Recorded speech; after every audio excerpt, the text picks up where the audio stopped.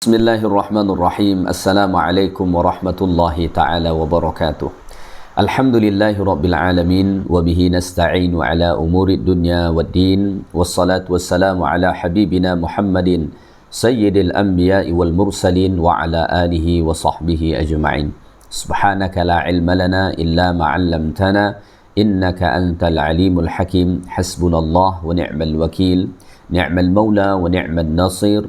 Wala hawla wala quwwata illa billahil aliyyil azim. Alhamdulillah, sentiasa kita merafakkan kesyukuran kehadirat Allah Ta'ala kerana Allah masih mengurniakan nikmat-nikmatnya kepada kita semua dalam masih suasana bulan Syawal 1444 Hijrah ni. So pada kesempatan ni saya hendak mengucapkan taqabbalallahu minna wa minkum salihal a'mal. Semoga Allah Ta'ala menerima seluruh amal-amal kebajikan yang kita lakukan khasnya pada bulan Ramadan yang lepas, dan Allah Ta'ala terima itu sebagai amal-amal ibadat kita di sisi Allah Subhanahu Wa Ta'ala. Dan moga-moga Allah Ta'ala menjadikan kita orang-orang yang bertakwa kepada Allah Subhanahu Wa Ta'ala, yang mana itu merupakan tujuan utama daripada ibadat puasa yang kita jalankan. Sebagaimana Allah Ta'ala berfirman dalam Al-Quran, Ya ayyuhalladzina amanu kutiba alaikumus siyam kama kutiba alal ladzina min qablikum la'allakum tattaqun. So berdasarkan kepada ayat 183 surah Al-Baqarah tu, maka matlamat utama daripada ibadat puasa, bahkan seluruh ibadat-ibadat yang kita lakukan pada bulan suci Ramadan, ialah untuk menjadikan kita orang-orang yang bertakwa kepada Allah Subhanahu Wa Ta'ala. So mudah-mudahan pada bulan Syawal ni dan pada bulan-bulan yang akan datang, kita sentiasa istiqamah dalam ketakwaan kepada Allah Subhanahu Wa Ta'ala. Jangan tinggalkan kebiasaan-kebiasaan baik, amal-amal kebajikan yang kita dah buat pada bulan suci Ramadan. Allah Ta'ala ada menyebut dalam Al-Quran, وَلَا تَكُونُوا كَالَّتِي نَقَضَتْ غَزْلَهَا مِنْ بَعْدِ قُوَّةٍ أَنْكَاثًا. Janganlah kamu jadi seperti seorang wanita yang telah memintal benangnya dengan kuat, kemudian dia menghuraikannya begitu sahaja, dia melepaskannya begitu sahaja. Ini adalah satu bahasa analogi di dalam Al-Quran yang salah satu maknanya ialah janganlah kita menjadi orang yang sudah bersungguh-sungguh melakukan amal-amal kebajikan, seperti misalnya pada bulan suci Ramadan yang lepas kita puasa, kita sembahyang, ya, kita solat malam, kita baca Quran, kita bersedekah, macam-macam kebajikan kita buat, sungguh-sungguh kita buat. Tetapi bila mana datang Syawal dan bulan-bulan yang lain, kita melepaskan, kita membiarkan, kita meninggalkan kebaikan-kebaikan yang kita buat tu. So kita jangan jadi macam tu, ya. Dalam hadis Nabi sallallahu alaihi wasallam disebutkan, ahabbul amali ilallahi ta'ala ma dama wa in qalla.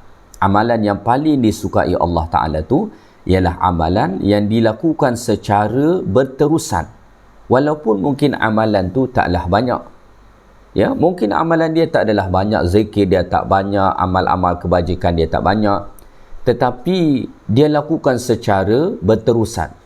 Itu jauh lebih disukai oleh Allah Ta'ala berbanding amalan seseorang dia buat banyak, baca Quran, sedekah, puasa, sembahyang, macam-macam dia buat, tapi itu semua dia tidak lakukan secara berterusan.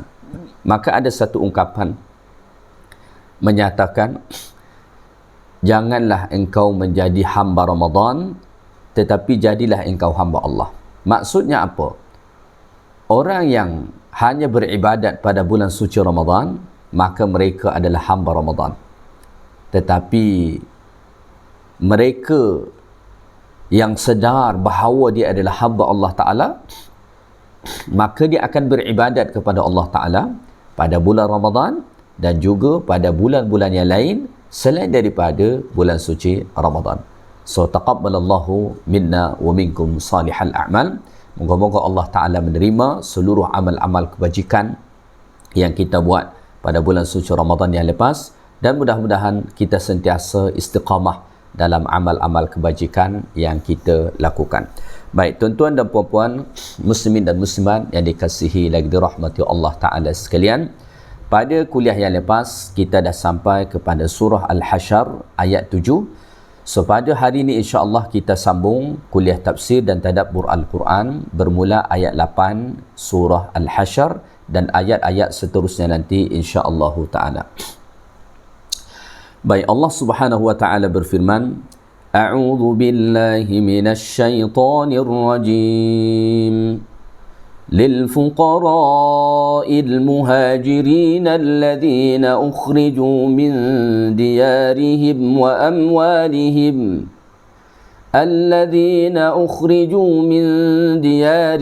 وأموالهم يبتغون فضلا من الله ورضوانا وينصرون الله ورسوله Ulaika humus sadiqun.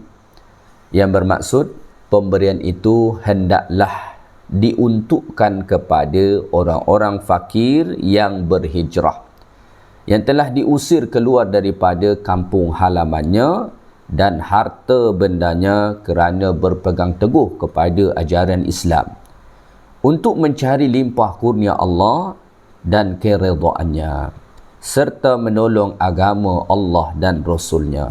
Mereka itulah orang-orang yang benar imannya dan amalnya. Tuan-tuan dan puan-puan, muslimin dan muslimat yang dikasihi lagi dirahmati Allah Ta'ala sekalian.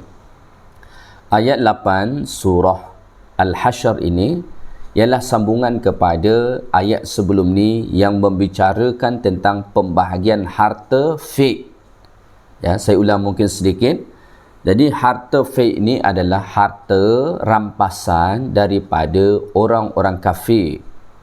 Tetapi harta rampasan ini didapati dengan tidak berlaku proses peperangan.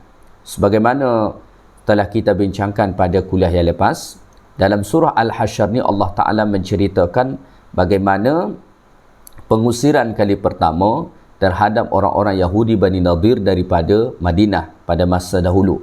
Ya. So, sesungguhnya Rasulullah sallallahu alaihi wasallam dan orang-orang yang beriman pada ketika itu tidaklah sempat berperang dengan orang-orang Yahudi Bani Nadir ni. Kerana apa? Kerana orang-orang Yahudi Bani Nadir ni dah ketakutan dah. Bila mana mereka tengok datang Nabi dan orang-orang yang beriman, mereka dah takut sangat. So, oleh kerana itu mereka pun meninggalkan tempat mereka, meninggalkan harta benda mereka. So, inilah yang disebut dengan harta fi'h. So, harta fi'h ni ada beza dia sikit dengan harta ghanimah.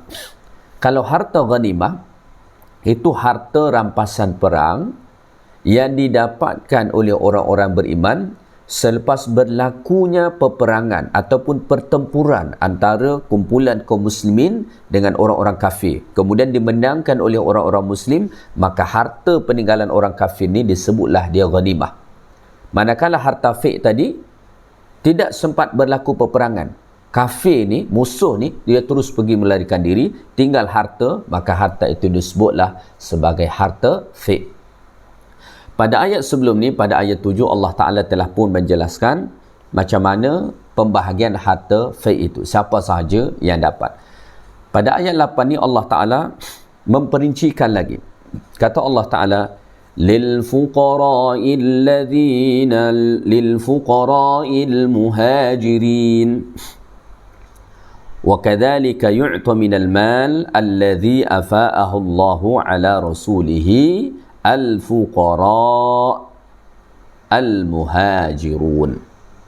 Ya, harta fi'h itu juga diberi kepada orang-orang fakir yang berhijrah. Maksudnya ni apa? Yang dapat harta fi'h itu ialah orang-orang fakir daripada kalangan muhajirin, yang mana mereka dahulu hijrah daripada Makkah ke Madinah. Mereka diberi harta fi'h. Bahkan orang-orang Ansar pada ketika itu tidak mendapatkan harta fi'h ni.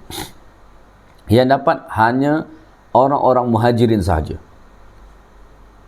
Yang mana mereka disebut Allah Ta'ala pada ayat ni al-fuqara, mereka fakir. Kenapa mereka fakir? Tak ada harta. Disebabkan mereka hijrah.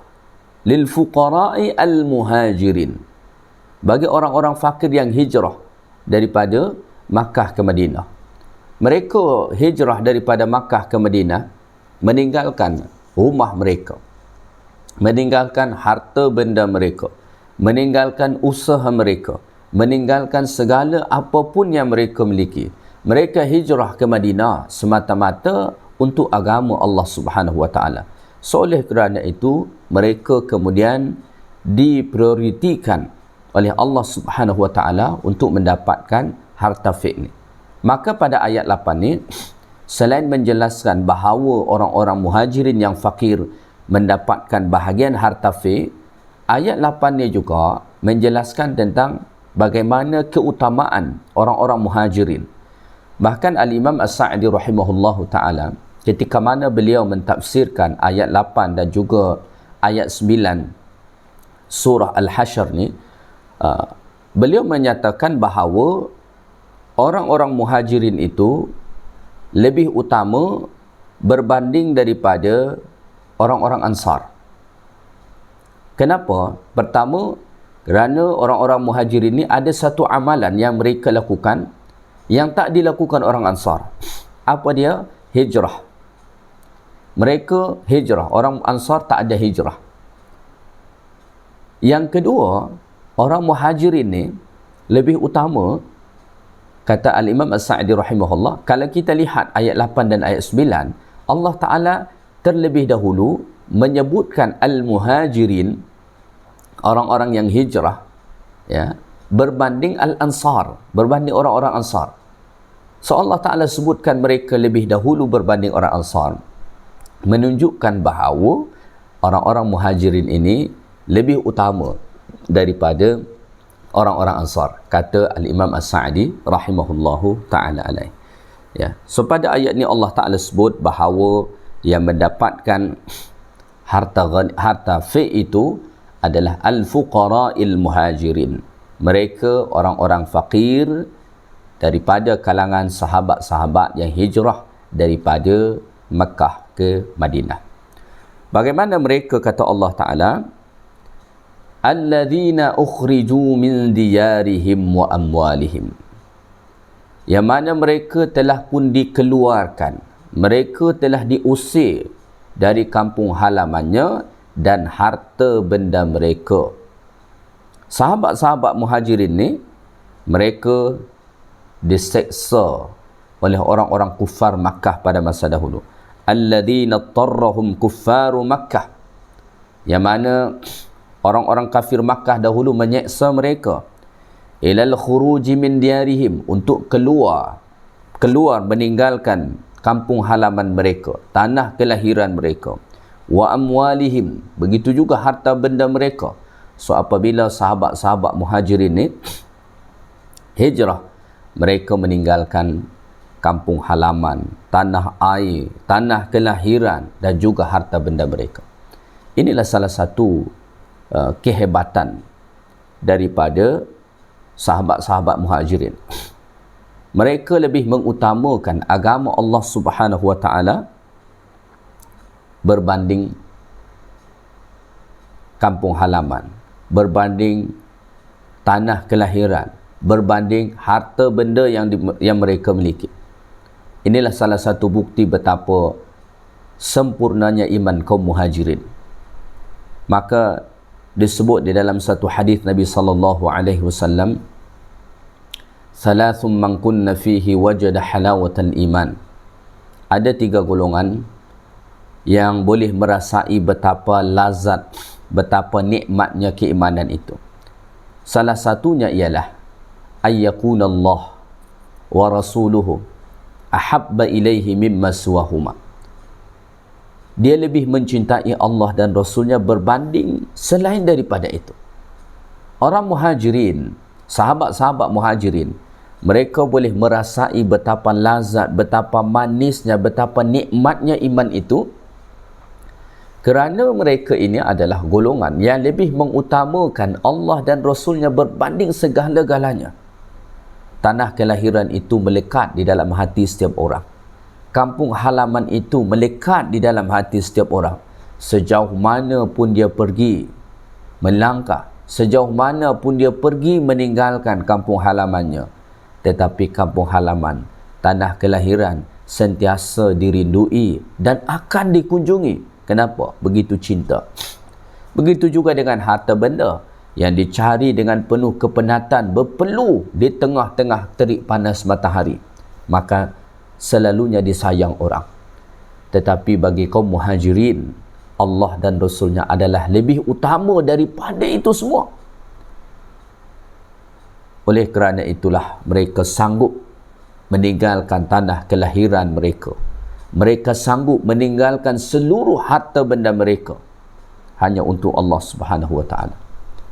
Maka kita tidak akan pernah merasai betapa lazatnya iman sebagaimana Allah Taala memuji keimanan sahabat muhajirin, melainkan kita dapat meletakkan Allah dan Rasulnya sebagai nombor satu berbanding segala-gala apa yang kita miliki, termasuk tanah kelahiran kita dan juga harta benda yang kita miliki. Kemudian pada ayat ni Allah Ta'ala menyatakan apa yang menjadi tujuan mereka hijrah. Kata Allah Ta'ala, yabtaghuna fadlan minallahi wa ridwana. Yang mereka harapkan dengan hijrah itu adalah pertama, fadlan minallah, ingin mencari kurnia Allah Subhanahu wa taala.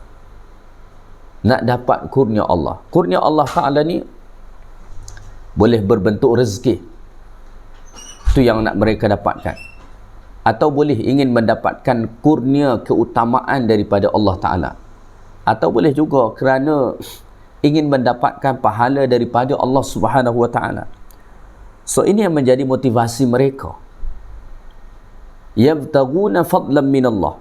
Mereka nak mencari kurnia Allah Taala fid dunya, dekat dunia ni, termasuk rezeki, keutamaan, pahala dan lain sebagainya. Yang kedua, waridwana. Mereka ingin mendapatkan redha Allah Taala, khasnya fil akhirah, khasnya nanti di akhirat.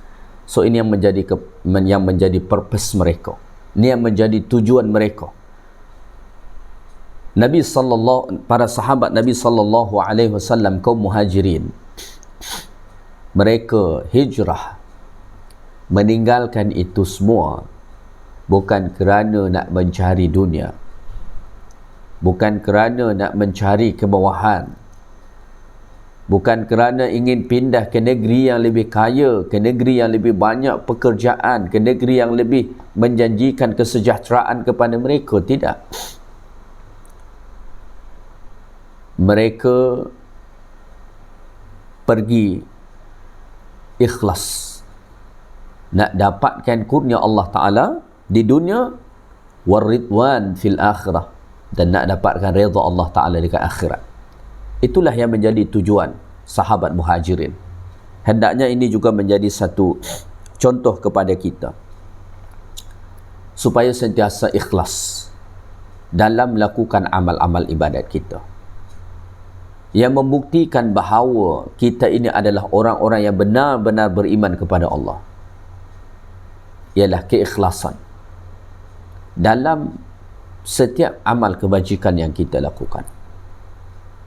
Adakah tujuan kita Allah ataupun selain Allah Ta'ala? Maka pada ayat 8 ni Allah menggambarkan bahawa sahabat muhajirin ni mereka adalah orang-orang yang ikhlas kepada Allah Ta'ala. Mereka meninggalkan harta benda kampung halaman, tanah kelahiran itu. Mereka bukan kerana nak bisnes, bukan kerana nak berniaga, bukan kerana nak cari kerja, atau nak mendapatkan pasangan di negeri lain, bukan. Tapi yang menjadi tujuan mereka, yabtaghuna fadlan minallahi wa ridwana, nak dapatkan kurnia dan redha Allah Ta'ala. Itulah yang mereka cari. So Masya Allah, ini adalah satu keutamaan yang sangat luar biasa yang ada pada sahabat Muhajirin, yang sepatutnya kita boleh mencontohinya.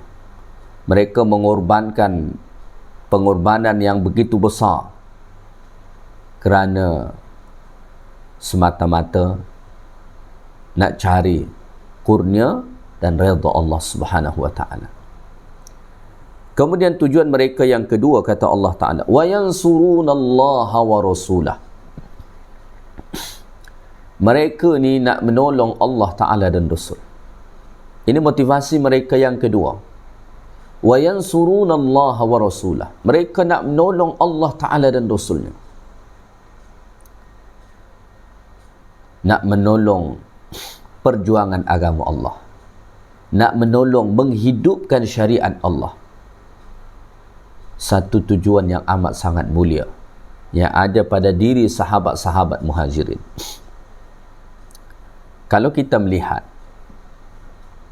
ayat 8 ni, pada awal ayat ni Allah Ta'ala menyatakan lil fuqara'il muhajirin, orang-orang fakir daripada kalangan kaum Muhajirin, kata Allah. Kemudian Allah Ta'ala menyatakan tadi wa yansurunallaha wa rasulah. Tujuan mereka hijrah tu, meninggalkan harta benda dan kampung halaman mereka, salah satunya ialah untuk menolong agama Allah dan Rasulnya. Apa poin pengajaran bagi kita daripada sini?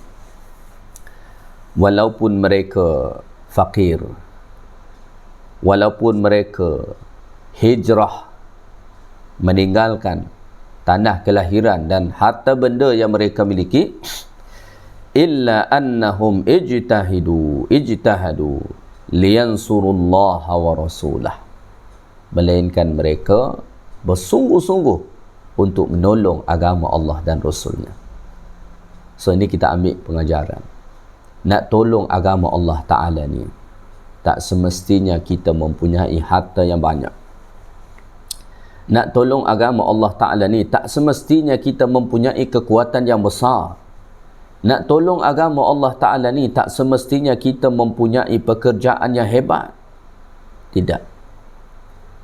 Fakir sekalipun kita, tak ada harta sekalipun kita, orang asing sekalipun kita, kalau kita nak menolong agama Allah Ta'ala, selalu ada jalan boleh kita untuk tolong agama Allah. Dan kita belajar daripada sahabat-sahabat Muhajirin ni, sepatutnya yang menjadi matlamat utama dalam hidup kita ni ialah untuk menolong agama Allah dan Rasul. Usahakan kalau boleh setiap hari, yang menjadi tujuan hidup kita ni ialah untuk menolong agama Allah dan Rasul. Tolonglah dengan apa jua yang kita boleh. Kalau kita boleh tolong dengan harta kita, tolonglah. Kalau kita boleh tolong dengan tenaga, tolong. Kita boleh tolong dengan idea, kita tolong. Kita boleh tolong dengan ilmu kita, buatlah. Ya. Bahkan tolonglah agama Allah Ta'ala ni walaupun sekadar menunjukkan akhlak yang baik. Tolonglah agama Allah Ta'ala ni walaupun sekadar kita mengamalkan syariat Allah Ta'ala ni. Maka setiap orang yang ingin menolong agama Allah pasti boleh. Untuk menolong agama Allah bukan hanya kepada mereka yang kaya, berharta dan bertahta, tetapi kepada setiap insan, hamba-hamba Allah Ta'ala, ada peluang untuk menolong agama Allah Ta'ala. Janji dia mahu. Dan Allah Ta'ala menjanjikan, in tansurullaha yansurkum. Jika kamu tolong agama Allah, nescaya Allah Ta'ala akan menolong kamu. Allah akan tolong. Maka oleh kerana kaum Muhajirin ini menolong agama Allah Ta'ala, maka Allah tolong mereka mendapatkan harta fiqh. Akhirnya mereka yang mendapatkan harta fiqh. Mereka bahkan menjadi prioriti untuk mendapatkan harta fiqh. Manakala sahabat-sahabat Ansar yang sebenarnya mereka juga amat sangat mulia tidak mendapatkan harta fiqh ini. Lalu pada hujung ayat ni Allah Ta'ala menyatakan, ulaika humus sadiqun. Mereka sahabat-sahabat Muhajirin yang fakir tadi, yang hijrah meninggalkan kampung halaman mereka, tanah kelahiran mereka, bahkan seluruh harta benda mereka. Ulaika humus sadiqun, mereka itulah orang-orang yang benar. Benar daripada sisi mana? Benar daripada sisi imannya, dan benar pula daripada sisi amalnya. Kita belum tentu dikatakan iman kita benar kalau kita belum melakukan pembuktian. Ya.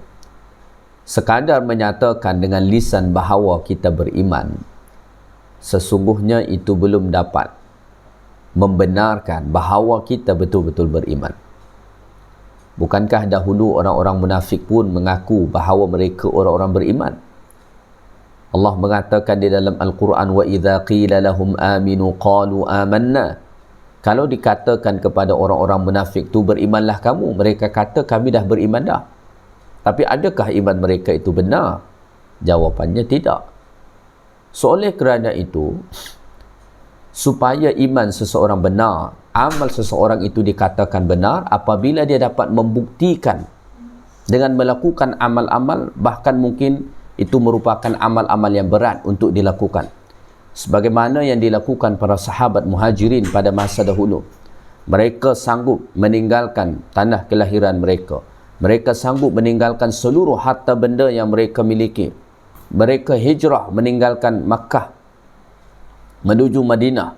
Yang menjadi tujuan mereka bukanlah untuk cari harta, bukan nak berniaga, bukan nak bisnes dan lain sebagainya, tetapi nak dapatkan kurnia dan redha Allah Ta'ala, bahkan bertujuan untuk menolong agama Allah dan Rasulnya. So, oleh kerana itulah Allah mengatakan ulaika humus sadiqun, mereka itulah orang-orang yang benar. Ya. Jadi supaya seseorang dikatakan benar atau keimanannya dikatakan benar, mestilah mereka itu benar daripada sisi ucapan mereka, dan juga benar daripada amal perbuatan mereka. Barulah mereka dikatakan orang-orang as-sadiqun, orang-orang yang benar daripada sisi iman dan juga amal-amal mereka. Maka Al-Imam As-Sa'di rahimahullah ta'ala mengatakan, فَأُولَٰئِكَ هُمُ الصَّادِقُونَ الَّذِينَ عَامِلُوا بِمُقْتَضَى إِيمَانِهِمْ. Mereka, sahabat-sahabat muhajirin itu ialah orang-orang yang benar kerana mereka melakukan amal-amal perbuatan, iaitu hijrah tadi, بِمُقْتَضَى إِيمَانِهِمْ, sesuai dengan keimanan mereka. وَصَدَّقَ إِيمَانَهُمْ بِأَعْمَالِهِمْ, dan mereka membuktikan kebenaran iman yang ada dalam hati mereka, bi'a'malihim, dengan amal-amal salih yang mereka lakukan, wal ibadat asyaqah, dan ibadat yang berat. Ya. Kalau seseorang melakukan ibadat-ibadat yang mudah, belum tentu dia benar-benar beriman. Tetapi kalau seseorang sanggup melakukan ibadat-ibadat yang berat, seperti hijrah, meninggalkan kampung halaman, tanah kelahiran, harta benda, usaha yang telah dibina, itu ibadat yang begitu berat. Kalau dia sanggup melakukan itu, maka itu menjadi bukti bahawa dia seorang yang telah benar-benar beriman kepada Allah. Kita pun, kalau nak tahu, adakah diri kita ni dah betul-betul beriman, atau adakah kita ni dah benar-benar beriman, maka kita boleh challenge diri kita. Kita boleh challenge diri kita. Sanggup tak kita untuk melakukan amal-amal yang berat, seperti mesti berkorban, mengeluarkan harta, tenaga, masa, meninggalkan hal-hal yang dicintai, mengutamakan Allah dan Rasul. Adakah kita sanggup? Kalau kita masih tak sanggup lagi, maka mungkin kita belum masuk dalam kategori ulaika humus sadiqun. Mereka itulah orang-orang yang benar. Allah Ta'ala mengatakan bahawa, Allah Ta'ala mengatakan sahabat-sahabat muhajirin itu sebagai orang-orang yang benar kerana mereka telah membuktikan keimanan yang ada dalam hati mereka ini dengan amal-amal, bahkan ibadat yang berat untuk dilakukan, seperti meninggalkan kampung halaman mereka, tanah kelahiran, harta benda dan segala sesuatu apa yang mereka miliki dekat Mekah. Lalu mereka memilih hijrah ke Madinah semata-mata nak dapatkan kurnia dan redha Allah Ta'ala serta bertujuan untuk menolong agama Allah dan Rasulullah sallallahu alaihi wasallam. Baik, kita teruskan ayat 9. Ayat 9 Allah Ta'ala menjelaskan kepada kita tentang sahabat Ansar pula, dan ini antara keutamaan mereka. Allah berfirman, وَالَّذِينَ تَبَوَّأُوا الدَّارَ وَالْإِيمَانَ مِنْ قَبْلِهِمْ يُحِبُّونَ مَنْ هَاجَرَ إِلَيْهِمْ وَلَا يَجِدُونَ فِي صُدُورِهِمْ حَاجَةً مِّمَّا أُوتُوا وَيُؤْثِرُونَ عَلَى أَنفُسِهِمْ وَلَوْ كَانَ بِهِمْ خَصَاصَةٌ وَمَنْ يُوقَ شُحَّ نَفْسِهِ فَأُولَئِكَ هُمُ الْمُفْلِحُونَ. Dan orang-orang Ansar yang mendiami negeri ini, maksudnya ialah Madinah, serta beriman sebelum mereka, sebelum sahabat Muhajirin tu, yuhibbuna man hajara ilaihim, mereka mengasihi orang-orang yang hijrah ke negeri mereka. Wala yajiduna fi sudurihim hajah, dan tidak ada pula dalam hati mereka perasaan berhajat apa yang telah diberikan kepada orang-orang yang berhijrah itu. Wa yu'thiruna ala anfusihim, dan mereka juga mengutamakan orang-orang yang berhijrah itu lebih daripada diri mereka sendiri. Walau kana bihim khasasah, sekalipun mereka dalam keadaan kekurangan dan amat berhajat. Wa may yuqa syuhha nafsihi fa ulaika humul muflihun. Dan ingatlah, sesiapa yang menjaga serta memelihara dirinya daripada dipengaruhi oleh tabiat bakhilnya, maka merekalah orang-orang yang berjaya. Tuan-tuan dan puan-puan muslimin dan muslimat yang dikasihi lagi dirahmati Allah Ta'ala sekalian, ayat 9 ini ayat yang menggambarkan betapa indahnya akhlak yang ada pada sahabat-sahabat Ansar. Pada ayat 8 tadi Allah menjelaskan bahawa harta fi' itu hanya bagi sahabat-sahabat Muhajirin sahaja, manakala sahabat Ansar tak dapat. Apa yang berlaku agaknya, seandainya hari ini, kalau kita buat analogi, seandainya hari ini berlaku, kita sebagai warga asli contoh, atau kita sebut mungkin pribumi, kita sebut, ya, atau warga tempatan kita sebut bahasanya, ya, lalu ada orang asing yang hijrah, kemudian dalam pembahagian tu mereka yang diberi oleh kerana mereka miskin, fakir, manakala kita warga tempatan tak dapat. Apa agaknya respon kita? Ya, apa agaknya perasaan kita? Saya ingat kalau kita boleh jujur, kebanyakan orang tak akan bersetuju dengan itu. Mindset kita hari ini, kita sebagai warga tempatan, pribumi, mesti menjadi prioriti. Itu mindset kita. Tetapi yang berlaku dahulu dekat Madinah tidak demikian. Tidak demikian. Dan Masya Allah, Allah Ta'ala menggambarkan satu akhlak yang luar biasa daripada sahabat-sahabat Ansar. Mereka warga pribumi, mereka warga tempatan. Ketika mana pembahagian harta rampasan perang, mereka tak dapat satu sen pun yang dapat sahabat Muhajirin. Adakah mereka kecil hati? Adakah mereka marah? Adakah mereka memberontak, marah dan lain sebagainya? Wallahi tidak. Maka pada ayat ini Allah Ta'ala sebut, وَالَّذِينَ تَبَوَّأُوا الدَّارَ وَالْإِيمَانَ مِنْ قَبْلِهِمْ, orang-orang yang sudah berada mendiami negeri Madinah dahulu dan lebih dahulu beriman. Pertama kata Allah, يُحِبُّونَ مَنْ هَاجَرَ إِلَيْهِمْ, mereka mencintai orang-orang yang hijrah ke negeri itu. Mereka sayang dengan sahabat-sahabat muhajirin.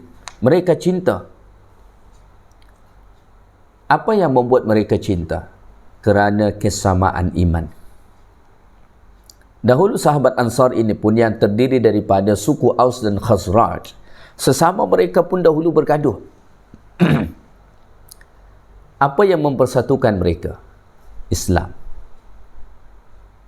Maka Allah Ta'ala sebut dalam Quran, وَاذْكُرُوا نِعْمَةَ اللَّهِ عَلَيْكُمْ إِذْ كُنْتُمْ أَعْدَاءً فَأَلَّفَ بَيْنَ قُلُوبِكُمْ فَأَصْبَحْتُمْ بِنِعْمَتِهِ إِخْوَانًا. Salah satu nikmat yang Allah Ta'ala kurniakan kepada mereka. Dahulu mereka bermusuhan, bergaduh sepanjang masa.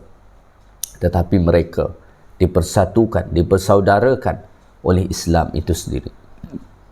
Sehinggakan, walaupun orang muhajirin ini pendatang, orang asing lah dalam bahasa kita sekarang, orang-orang Ansar, yuhibbuna man hajara ilaihim. Mereka mencintai orang yang hijrah. Mereka mencintai sahabat-sahabat muhajirin. Bukan sekadar memuliakan, tetapi mencintai. Kita kalau dah cinta kepada seseorang, kita tak akan kecil hati apapun yang dia dapat. Bahkan kita bangga kalau orang yang kita cintai mendapatkan sesuatu achievement dalam hidup dia. Ya, saya bagi contoh. Anak kita misalkan, kita sayang, kita cinta. Atau saudara kita, kita sayang, kita cinta dekat dia. Kalau dia dapatkan satu penghargaan, kalau dia mendapatkan sesuatu kelebihan, adakah kita kecil hati atau kita bangga? Saya kata kita akan bangga. Sahabat Ansar, mereka yuhibbuna man hajara ilaihim. Mereka cinta kepada sahabat-sahabat muhajirin. Sehingga kan ketika mana harta rampasan perang ini diberi kepada orang muhajirin, mereka tak ada masalah apa. Ya, bahkan mereka suka. Kenapa? Orang muhajirin ini orang yang mereka cintai. Maka poin pengajaran bagi kita, belajar daripada sahabat Ansar. Mencintai seseorang tak semesti kerana ada hubungan kerabat dengan kita. Mencintai orang lain bukan kerana sebab-sebab yang lain, tetapi mencintai seseorang kerana satu agama, satu akidah dengan kita. Ya.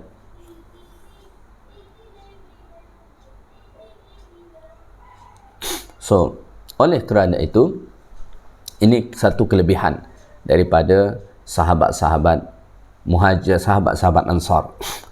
Yuhibbuna man hajara ilaihim. Mereka mencintai sahabat-sahabat muhajir. Maka pengajaran bagi kita, contohi orang-orang Ansar.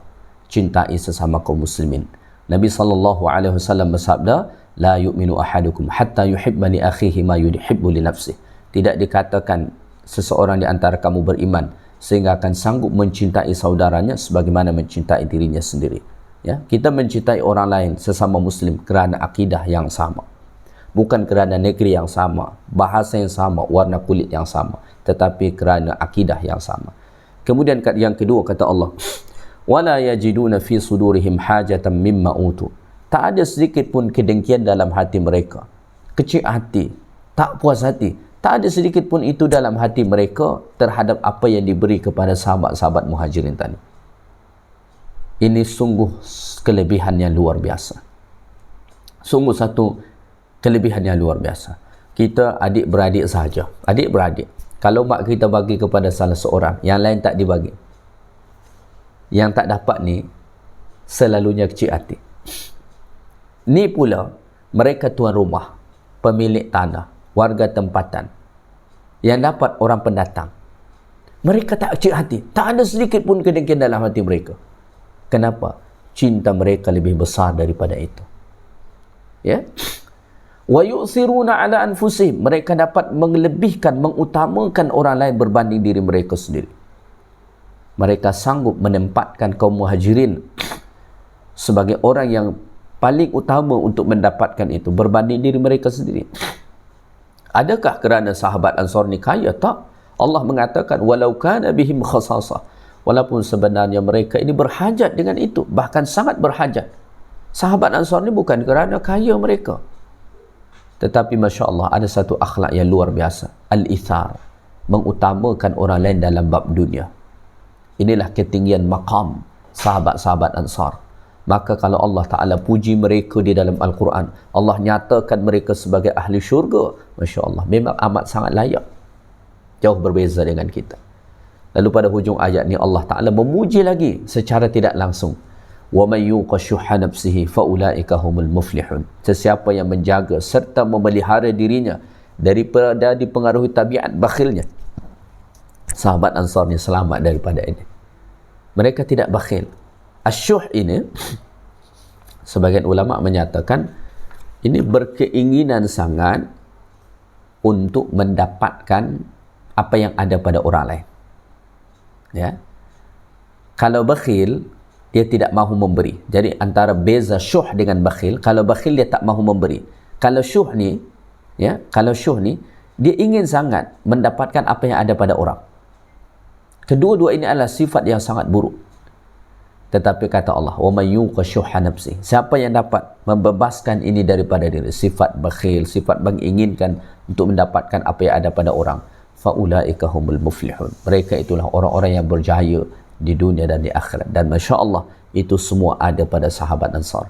Mudah-mudahan Allah Ta'ala kurniakan kita taufik dapat mencontohi bagaimana keutamaan yang ada pada sahabat Muhajirin dan juga sahabat-sahabat Ansar sebagai generasi terbaik, sebagai generasi terbaik umat Islam ini. As-sabiqun al-awwalun minal muhajirin wal ansar radhiyallahu anhum wa radu'an.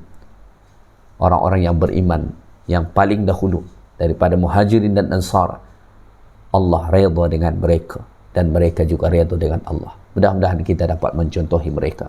Subhanakallahumma bihamdik, asyhadu an la ilaha illa anta, astaghfiruka wa atubu ilaik.